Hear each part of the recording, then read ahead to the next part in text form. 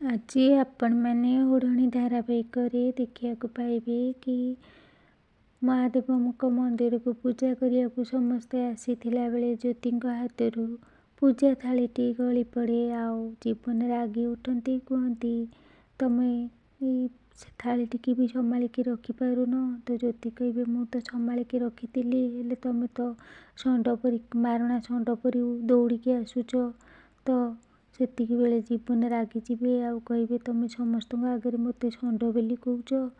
ତ ସେତିକି ବେଳେ ମାନସୀ ଦୌଡ଼ି ଆସିବେ, କହିବେ କ୍ଷମା କରିବେ ସାନ ବାବୁ, ମୁଁ ଉଠେଇ ଦେଉଛି କହିକି ମାନସୀ ଉଠେଇବାକୁ ଲାଗିଲା ବେଳେ ଜୀବନ ମଧ୍ୟ ବସି ପଡ଼ି ତାଙ୍କ ସହିତ ଫୁଲ ଗୁଡ଼ିକ ତୋଳିବାକୁ ଲାଗିବେ। ତାପରେ କହିବେ କି ଖାଲି ଗଙ୍ଗା ଜଳ ଆଉ ଫୁଲ ନେଇ ଆସିଥିଲେ ତ ହେଇଯାଇଥାନ୍ତା ଏତେ ସାରା ଜିନିଷ।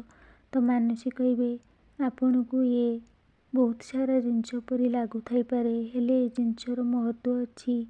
ଇଏ ହେଉଛି ଦୁଦୁରା ଫୁଲ, ମହାଦେବଙ୍କର ଅତି ପ୍ରିୟ। ଆଉ ଇଏ ଚନ୍ଦନ, ଯାହାକୁ ମଥାରେ ଲଗାଇଲେ ଦେହ ଆଉ ମନରେ ଶାନ୍ତି ଖେଳିଯାଏ।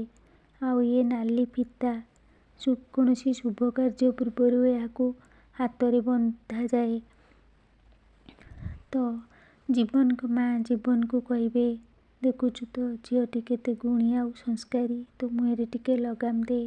ତ ହଁ ଦର୍ଶକ ବନ୍ଧୁ, ଆପଣମାନଙ୍କୁ ଯଦି ଧାରାବାହିକଟି ପସନ୍ଦ ଆସିଥାଏ ଲାଇକ୍, ସେୟାର ଆଉ ସବସ୍କ୍ରାଇବ୍ କରିବେ।